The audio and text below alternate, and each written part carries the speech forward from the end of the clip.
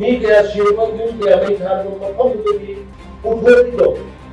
Ano ba, pisya na mayong yung thanong nyo. Ay ko yung may tayo, mga napay na sila, nahasin ko yan. Sahi taraga ma chupna laingak sasan pai khrava congress na amuk hana laingak pai na honabada state asigi kuki ichan anigi phee thongdaba video footage parliament houramdaida Biden chathanduna manipur bu yonkhiba kai phiruk khuman ki haina chief minister N Biren Maran Singh ngasi Bharatiya Janata Yuva Morcha Manipur Pradesh na sinduna nitai pa chuthik ta leiba thaman changle da pangthokhiba yuva sammelan gi thoramda wafam asi chief minister na phongdokhibani ngasi gi thoram aduda power minister ts Biswarjit BJP Manipur Pradesh ki president A Sardap BJP की vice president Nongthombam Nibas BJP Manipur अमदी नागालैंड की general secretary अबे Kumar Giri BJM national secretary निथोंजम नोंपोक nganmana saruk yaki chief minister N Biren मखा तारदुना लिसिंगनी कुलुमदोगी मीगी अहुमदगी होखिबा इरांग असिना मरम ओइदुना मतम खरा सखत थवांगी थबक लेप्तुना लाखिबनी मणिपुरी पुवारीदा लुरबा तंक कया लाखी मतम अदुदा मैरा पाइबी अमदी खुनगी नहारोन सिंगना लौखिबा थौदांग सिंग थगतपम थोई थोकलिबा इरांग असिदा प्रिंट अमदी इलेक्ट्रॉनिक मीडिया सिंगना लौखिबा अमदी लौरिबा थौदांग यामना सावी मणिपुरदा थोकलिबा इरांग असिगी मतांगदा प्राइम मिनिस्टर नरेंद्र मोदी ना पार्लियामेंट वफम अमता थमखिबा पार्लियामेंट निफमदा थमखिबा वफम सिंग मियामना सिन थुंगना खंगनदबसु यावरी इरांग असिना प्राइम मिनिस्टर ना वफम अमता फुंदोखिदा इरांग असिदा प्राइम मिनिस्टर ना वफम अमता फुंदोखिद्रि हारिबा सिता सेंगना नुंगाइते महाना पार्लियामेंट वांग ngang-khidaba gi maram Congress party ना cookie nupi anigi phee thongdaba video footage sing parliament houramdaida Biren oihankhiba-dagini maitai amana maitai sing miyam mamangda yonkhiba-dagini khangbiyu manipurda NRC chana handanaba laukhibadu Congress party nani haibasi miyamna kawgano haina chief minister N Biren makha tana phongdokhi mi kaya shirpa yung kaya may thanong mapamudagi umdorido. Ano ba, pisya na mayong yung thanong nyo. Ay ko yung may tayo, mga napay na sila, nahasin ko yan. Dahil mo hinali yung ano. Sige, ano na, masaki. हम ये लोग तो मजाकी योन लोगों को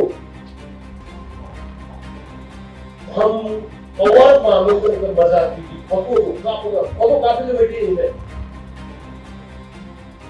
photo खाली जो बैठे हैं बड़ा बेटा फोटो जो बैठे हैं अच्छे जो बैठे हैं इधर मतलब उनको मतलब बैठे ही जिन्होंने बैठे कल लगा पोगी जैसा वो बड़ा बैठे लोग इन्हें मुझे तुम्हारी कुछ तो फिर होगा प्राइम मिनिस्टर को तो होगा मैत्री में आप कंवीरे जो एप्रिशिएट कंवीरे होगी एप्रिशिएट करोगे हैंड नहीं बहुत ही सिंपल एग्जांपल दे कलम में वो हिंदी खेल लगा एम थी लगा ये क्वेश्चन तो अब जो है तो चावल में बहुत जीरो ऑनरेबल प्राइम मिनिस्टर को पूछना मैं ना खोले मैं की गाड़ी को खोले मैं जुलाई How I am tension to the my approval and honorable Indian Home Minister Mishajida the last part state the state minister home United States Minister home my other Laga Navid Homi Union Home Minister supervisor Navid Kungalani Union Home State Minister supervisor advisor, DG, Chief Secretary, all the Praja in Canada or London, I think of politics. I think of the Parliament, Honorable Prime Minister about this year. I think presently you state level. However, it puts the Prime Minister, well, ngangkhidabadu, why is the idea of all around that? Lamai is about the Western. What doesn't the party do? None of the whole thing. But other than what doesn't the party do now, we will put it up. And we can't confuse it, can't react to it.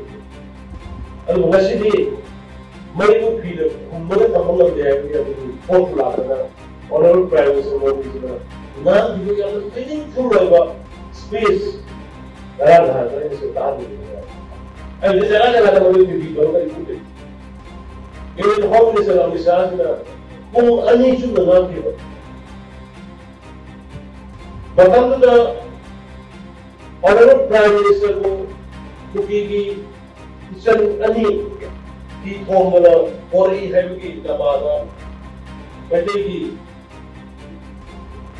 Maya Baibina or Maitegi Badam Kamu with Harusina di thongdaba yes something like Parliament vote opposition children Congressman did over Shirgi photo thari the show Shirgi photo thari aduga Parliament really Houncing the head of the video other Parliament Putho Gada and we video to be Honorable Prime Minister insult Parliament and the party insult